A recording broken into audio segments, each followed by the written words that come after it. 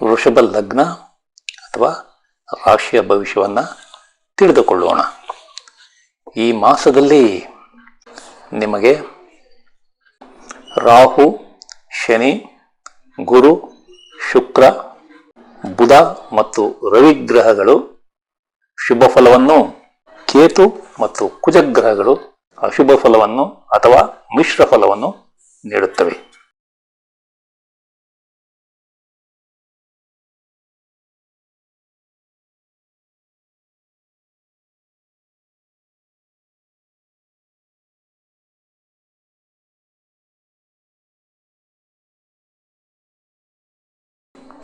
ಆತ್ಮೀಯರೇ, ತಮಗೆಲ್ಲ astro secret by Shiva ಚಾನಲ್ಗೆ ಆತ್ಮೀಯ ಸ್ವಾಗತ. ತಾವು ಬಹಳ ಪ್ರೀತಿ ವಿಶ್ವಾಸದಿಂದ ನನ್ನ ಚಾನಲನ್ನು ವೀಕ್ಷಣೆ ಮಾಡುತ್ತಿದ್ದೀರಿ. ಇದರಲ್ಲಿ ನಾನು ಕಲಿತ ಜ್ಯೋತಿಷ್ಯದ ಹಲವಾರು ವಿಷಯಗಳನ್ನು ತಮ್ಮ ಮುಂದೆ ತರಬಯಸುತ್ತಿದ್ದೇನೆ.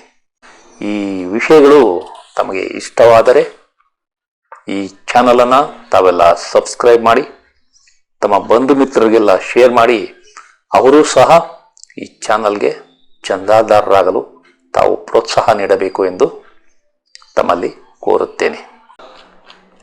ಜುಲೈ ಮಾಸದಲ್ಲಿ ಬದಲಾವಣೆ ತರುವ ದಿನಾಂಕಗಳು 6, 7, 9, 14, 17, 19, 20, 21, 23, 27, 29 ಮತ್ತು 30 ಈ ದಿನಾಂಕಗಳನ್ನು ಒಂದೆಡೆ ಬರೆದಿಟ್ಟುಕೊಳ್ಳಿ. ಇದರಲ್ಲಿ 14, 19 ಮತ್ತು 23 ಈ ದಿನಾಂಕಗಳು ಬಹಳ ಮುಖ್ಯವಾದವು. ಈ ದಿನಾಂಕಗಳಲ್ಲಿ ಅಥವಾ ಈ ದಿನಾಂಕಗಳ ನಂತರ ಜಗತ್ತಿನಲ್ಲಿ ನಡೆಯುವ ವಿಶಿಷ್ಟ ಸುದ್ದಿಗಳ ಕಡೆ ತಾವು ಗಮನ ನೀಡಿ. ಈ ದಿನಾಂಕಗಳು ಯಾವ ರೀತಿ ವರ್ತಿಸುತ್ತವೆ ಎಂಬುದನ್ನು ತಾವು ತಿಳಿಯಬಹುದು. ಈಗ ಕಳೆದ ಮಾಸದಲ್ಲಿ ನಾನು ತಮಗೆ ನೀಡಿರುವ ಬದಲಾವಣೆ ತರುವ ದಿನಾಂಕಗಳಂದು ಅಥವಾ ಆ ದಿನಾಂಕಗಳ ನಂತರ ಯಾವ ರೀತಿ ಬದಲಾವಣೆಗಳು ಹಲವಾರು ವ್ಯಕ್ತಿಗಳ ಅಥವಾ ದೇಶಗಳ ವಿಷಯದಲ್ಲಿ ನಡೆದಿದೆ ಎಂಬುದನ್ನು, ಕೆಲವು ವಿಷಯಗಳನ್ನು ನಾನು ತಮ್ಮ ಮುಂದೆ ತರಬಯಸುತ್ತೇನೆ. ತಮಗೆಲ್ಲ ತಿಳಿದಿರುವಂತೆ ಬೆಂಗಳೂರಿನ ರಾಯಲ್ ಚಾಲೆಂಜರ್ಸ್ ತಂಡವು 18 ವರ್ಷಗಳಲ್ಲಿ ಮೊಟ್ಟ ಮೊದಲ ಬಾರಿಗೆ IPL ಟ್ರೋಫಿಯನ್ನು ತನ್ನದಾಗಿಸಿಕೊಂಡಿತು. ಜೂನ್ 4ರಂದು ತಂಡವು ಬೆಂಗಳೂರಿಗೆ ಮರಳಿದಾಗ ಚಿನ್ನಸ್ವಾಮಿ ಕ್ರೀಡಾಂಗಣದಲ್ಲಿ ಆದ ಕಾಲ್ತುಳಿತ ಒಂದು ಘೋರ ದುರಂತ. ಇದು ನಾನು ನೀಡಿರುವ ದಿನಾಂಕ 4ರಂದೇ ನಡೆದಿದೆ ಎಂಬುದು ವಿಶೇಷ. ಅದೇ ರೀತಿ ದಿನಾಂಕ 10 ಮತ್ತು 15 ಈ 2 ದಿನಾಂಕಗಳನ್ನು ಜೂನ್ ತಿಂಗಳಲ್ಲಿ ನಾನು ತಮಗೆ ನೀಡಿದ್ದೆ. ಈ 10 ದಿನಾಂಕ ಕಳೆದ ನಂತರ ಮತ್ತು 15 ದಿನಾಂಕಗಳ ಮುಂಚೆ ಯಾವ ರೀತಿ ಜಗತ್ತಿನಲ್ಲಿ ಹಲವಾರು ಬದಲಾವಣೆಗಳು ನಡೆದಿದೆ ಎಂಬುದನ್ನು ನಾವು ಈಗ ನೋಡೋಣ. ಮೊದಲನೆಯದಾಗಿ ಅಹಮದಾಬಾದ್ನಲ್ಲಿ ಏರ್ ಇಂಡಿಯಾದ ವಿಮಾನ ದುರಂತ. ಅದು ನಡೆದಿದ್ದು ದಿನಾಂಕ 12ರಂದು. ಅದೇ ರೀತಿ 15ನೇ ತಾರೀಕಿನಂದು ಚಾರ್ಧಾಮ್ ಯಾತ್ರಾ ಸಮಯದಲ್ಲಿ ಹೆಲಿಕಾಪ್ಟರ್ ದುರಂತ.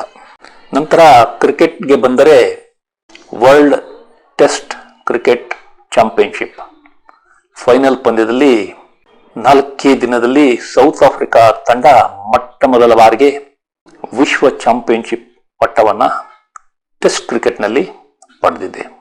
ಈ ಸೌತ್ ಆಫ್ರಿಕಾ ತಂಡದ ನಾಯಕರಾದ ತೆಂಬು ಬಹುಮಾ ಇವರು ಅದ್ಭುತವಾಗಿ ಆಟವಾಡಿ ತಮ್ಮ ತಂಡವನ್ನು ಅದ್ಭುತವಾಗಿ ಮುನ್ನಡೆಸಿ ಸೌತ್ ಆಫ್ರಿಕಾ ತಂಡವು ಮೊಟ್ಟ ಮೊದಲ ಬಾರಿಗೆ ವಿಶ್ವ ಕ್ರಿಕೆಟ್ನಲ್ಲಿ ಒಂದು ಟ್ರೋಫಿಯನ್ನು ಗೆಲ್ಲುವಂತೆ ಮಾಡಿದ್ದಾರೆ. ಇದು ಒಂದು ಅದ್ಭುತ ವಿಷಯ. ಇದು ನಡೆದಿದ್ದು 11 ಮತ್ತು 14 ಜೂನ್ ದಿನಾಂಕಗಳ ಮಧ್ಯೆ. ಇದು ಒಂದು ಕುತೂಹಲಕಾರಿಯಾದ ಫಲಿತಾಂಶ. ಅದೇ ರೀತಿ ಸ್ಟಾಕ್ ಮಾರ್ಕೆಟ್ 4 ಜೂನ್ ರಂದು ನಿಫ್ಟಿ 24,530ಕ್ಕೆ ಲೋ ಟಚ್ ಮಾಡಿತ್ತು. ಅದೇ ದಿನಾಂಕ 10 ರಂದು 25,199 ಹೈ ಟಚ್ ಆಗಿದೆ. ಅಂದರೆ 669 ಅಂಕಗಳ ಜಿಗಿತ ಕಂಡಿದೆ. ಅದೇ ನಿಫ್ಟಿ ದಿನಾಂಕ 10 ಮತ್ತು 15 ದಿನಾಂಕಗಳ ಮಧ್ಯೆ, ಅಂದರೆ 13ನೇ ದಿನಾಂಕ 24,473 ಲೋ ಟಚ್ ಆಗಿದೆ. ಅಂದರೆ 726 ಅಂಕಗಳ ಕುಸಿತ. ಇದಕ್ಕೆ ಕಾರಣ ಜುಲೈ 13ರಂದು ಶುರುವಾದ ಇಸ್ರೇಲ್ ಮತ್ತು ಇರಾನ್ ದೇಶಗಳ ಮಧ್ಯೆ ಯುದ್ಧ. ಈ ಯುದ್ಧ ಯಾವ ರೀತಿ ಕೊನೆಗಾಣುತ್ತೋ ಬಹಳ ಆತಂಕದ ವಿಷಯ.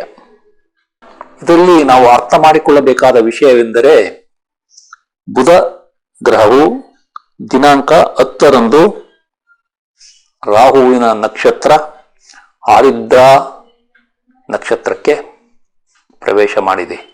ಅದು ತನ್ನ ಸ್ವಂತ ಮನೆಯಾದ ಮಿಥುನ ರಾಶಿಯಲ್ಲಿ. ಅದೇ ರೀತಿ ರವಿಗ್ರಹವು 15ನೇ ತಾರೀಕಿನಂದು ಕುಜನ ನಕ್ಷತ್ರವಾದ ಮೃಗಶಿರ ಮಿಥುನ ರಾಶಿಯಲ್ಲಿ ಪ್ರವೇಶ ಮಾಡಿದೆ. ಈ ಎಲ್ಲ ಕಾಂಬಿನೇಷನ್ಗಳನ್ನ ನಾವು ವೀಕ್ಷಣೆ ಮಾಡಿದಾಗ ಬುದ್ಧಿಕಾರಕನಾದ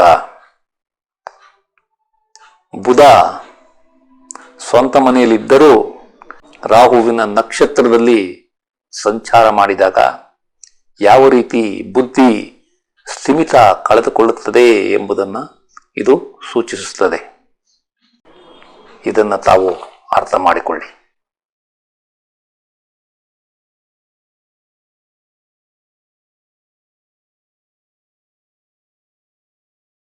ನಿಮಗೆ ಪಿತ್ರಾರ್ಜಿತ ಆಸ್ತಿಗಳು ಸಿಗುವ ಸಂಭವ ಇದೆ. ನಿಮಗೆ ಬರಬೇಕಾದ ಇನ್ಶೂರೆನ್ಸ್ ಹಣ ಕೈ ಸೇರಲಿದೆ. ನಿಮಗೆ ಕಷ್ಟವಿಲ್ಲದೆ ಅನಿರೀಕ್ಷಿತ ಲಾಭವಾಗುವ ಸಂಭವ ಇದೆ. ನಿಮ್ಮ ಕೋರ್ಟ್ ಕೇಸುಗಳು ಯಶಸ್ಸು ಕಾಣುತ್ತವೆ. ನಿಮ್ಮ ವಿದೇಶದಲ್ಲಿನ ಹಣಕಾಸಿನ ವ್ಯವಹಾರದಲ್ಲಿ ಯಶಸ್ಸನ್ನ ಕಾಣುತ್ತೀರಿ. ನಿಮ್ಮ ಶತ್ರುಗಳು ಮೆತ್ತಗಾಗುತ್ತಾರೆ. ನೀವು ಪ್ರಯಾಣದಲ್ಲಿ ಆದಷ್ಟು ಹುಷಾರಾಗಿರಿ. ಅಪಘಾತವಾಗುವ ಸಂಭವ ಇದೆ. ನೀವು ಕೆಲಸದಿಂದ ವಜಾ ಆಗಿದ್ದರೆ ಅಥವಾ ಕಡ್ಡಾಯ ನಿವೃತ್ತಿಯಾಗಿದ್ದರೆ ಮರು ನೇಮಕ ಸಂಭವ ಇದೆ. ನಿಮ್ಮ ಕೆಲಸದಲ್ಲಿ ಉತ್ತಮ ಬದಲಾವಣೆ ಕಂಡುಬರಲಿದೆ. ನೀವು ಒಳ್ಳೆಯ ಧರ್ಮ ಕಾರ್ಯಗಳನ್ನು ಮಾಡುತ್ತೀರಿ. ನಿಮ್ಮ ಸಂಶೋಧನೆ ಮತ್ತು ಆವಿಷ್ಕಾರಗಳು ಯಶಸ್ಸು ಕಾಣುತ್ತವೆ. ನಿಮ್ಮ ಪುಸ್ತಕ ಪ್ರಕಟಣೆಗಳು ಯಶಸ್ಸು ಕಾಣುತ್ತವೆ. ನಿಮ್ಮ ಸಾರ್ವಜನಿಕ ಗೌರವ ಮತ್ತು ಖ್ಯಾತಿ ಚೆನ್ನಾಗಿರಲಿದೆ. ನೀವು ರಾಜಕೀಯದಲ್ಲಿದ್ದರೆ ಈ ಅವಧಿಯಲ್ಲಿ ಉತ್ತಮ ಯಶಸ್ಸನ್ನು ಕಾಣುತ್ತೀರಿ. ನಿಮಗೆ ಈ ಅವಧಿಯಲ್ಲಿ ಜವಾಬ್ದಾರಿಗಳು ಹೆಚ್ಚಾಗಿ ಕಂಡುಬಂದರೂ ಯಶಸ್ಸು ಅದೇ ರೀತಿ ಸಿಗಲಿದೆ. ನಿಮ್ಮ ವೃತ್ತಿಯಲ್ಲಿ ಬಡ್ತಿ ಅಥವಾ ನೇಮಕಾತಿ ಸಾಧ್ಯತೆ ಇದೆ. ನೀವು ಈ ಅವಧಿಯಲ್ಲಿ ವರ್ಗಾವಣೆಗಾಗಿ ಯತ್ನಿಸಿದರೆ ಅದರಲ್ಲಿ ಯಶಸ್ಸನ್ನು ಕಾಣುತ್ತೀರಿ. ನೀವು ಸಾಲ ಮತ್ತು ವ್ಯಾಜ್ಯಗಳಿಂದ ಮುಕ್ತಿಯನ್ನು ಹೊಂದುತ್ತೀರಿ. ನಿಮ್ಮ ಸ್ನೇಹಿತರು, ಹಿಂಬಾಲಕರು ಮತ್ತು ಸಹೋದ್ಯೋಗಿಗಳಿಂದ ನಿಮಗೆ ಉತ್ತಮ ಸಹಾಯ ಸಹಕಾರ ಸಿಗಲಿದೆ. ನಿಮ್ಮ ವಿದೇಶಿ ಸಹಭಾಗಿತ್ವ ಯಶಸ್ಸನ್ನು ಕಾಣುತ್ತದೆ. ನಿಮ್ಮ ಪಾಲುದಾರರ ಜೊತೆ ಉತ್ತಮ ಬಾಂಧವ್ಯವನ್ನ ಹೊಂದುತ್ತೀರಿ. ನೀವು ಯಾವುದಾದರೊಂದು ಕಾಯಿಲೆಯಿಂದ ಆಸ್ಪತ್ರೆ ಸೇರಿದ್ದರೆ ಅದರಲ್ಲಿ ಮುಕ್ತಿ ಹೊಂದಿ ಬಿಡುಗಡೆ ಭಾಗ್ಯವನ್ನ ಪಡೆಯುತ್ತೀರಿ. ನಿಮ್ಮ ಸಂಗಾತಿಯ ಜೊತೆ ಕಿರಿಕಿರಿ ಜಾಸ್ತಿಯಾಗಿ ಅದು ವಿಚ್ಛೇದನ ಹಂತಕ್ಕೆ ಹೋಗುವ ಸಂಭವ ಇರುವುದರಿಂದ ಹುಷಾರಾಗಿರಿ. ನಿಮ್ಮ ಮಕ್ಕಳಿಗೆ ಅನಾರೋಗ್ಯ ಸಮಸ್ಯೆ ಕಂಡುಬರಬಹುದು, ಜಾಗ್ರತೆ ಇರಲಿ. ನಿಮ್ಮ ಅಕ್ಕಪಕ್ಕದ ಮನೆಯವರಿಂದ ತೊಂದರೆ ಮತ್ತು ಕಿರಿಕಿರಿಯನ್ನು ಅನುಭವಿಸುತ್ತೀರಿ. ನಿಮ್ಮ ಜೀವನದಲ್ಲಿ ಕಷ್ಟಗಳು ದಿನೇ ದಿನೇ ಜಾಸ್ತಿಯಾಗುತ್ತವೆ. ನಿಮ್ಮ ವ್ಯಕ್ತಿತ್ವ ಮತ್ತು ಬುದ್ಧಿಶಕ್ತಿಗೆ ತೊಂದರೆ ಕಂಡುಬರಲಿದೆ. ನಿಮ್ಮ ಹಾಸ್ಟೆಲ್ನಲ್ಲಿರುವ ಮಕ್ಕಳು ಯಾವುದಾದರೊಂದು ಸಮಸ್ಯೆಗೆ ಸಿಲುಕುತ್ತಾರೆ. ನಿಮ್ಮ ತಾಯಿಗೆ ಸಂಕಟಗಳು ಜಾಸ್ತಿಯಾಗಿ ಆರೋಗ್ಯ ಸಮಸ್ಯೆ ಬರಬಹುದು. ನಿಮ್ಮ ಮನೆಯಲ್ಲಿ ಅಶಾಂತಿಯ ವಾತಾವರಣ ಕಂಡುಬರಲಿದೆ. ನೀವು ವಾಹನ, ಜಮೀನು ಅಥವಾ ತೋಟ ಖರೀದಿಗಾಗಿ ಯತ್ನಿಸಿದರೆ ಈ ಅವಧಿಯಲ್ಲಿ ಯಶಸ್ಸು ಸಿಗುವುದಿಲ್ಲ. ನಿಮ್ಮ ಮಕ್ಕಳ ಸ್ಕೂಲ್ ವಿದ್ಯಾಭ್ಯಾಸದಲ್ಲಿ ಯಶಸ್ಸು ಕಷ್ಟಕರವಾಗಲಿದೆ. ನೀವು ರಿಯಲ್ ಎಸ್ಟೇಟ್ ವ್ಯವಹಾರ ಮಾಡುತ್ತಿದ್ದರೆ ಈ ಅವಧಿಯಲ್ಲಿ ಯಶಸ್ಸು ಕಡಿಮೆ ಇರಲಿದೆ. ನೀವು ಕೃಷಿಕರಾಗಿದ್ದರೆ ನಿಮಗೆ ಲಾಭ ಕಡಿಮೆ ಸಿಗಲಿದೆ. ನಿಮಗೆ ಕೆಲಸದಲ್ಲಿ ಯಶಸ್ಸು ಕಷ್ಟವಾಗಲಿದೆ. ಈ ಅವಧಿಯಲ್ಲಿ ನಿಮಗೆ ಕಾರ್ಮಿಕರ ಸಹಕಾರ ಸರಿಯಾಗಿ ಸಿಗುವುದಿಲ್ಲ. ನೀವು ಈ ಅವಧಿಯಲ್ಲಿ ಸಾಲವನ್ನು ಕೊಡಬೇಡಿ, ಏಕೆಂದರೆ ಕೊಟ್ಟ ಸಾಲ ವಾಪಸ್ ಸಿಗುವುದು ನಿಧಾನವಾಗಲಿದೆ.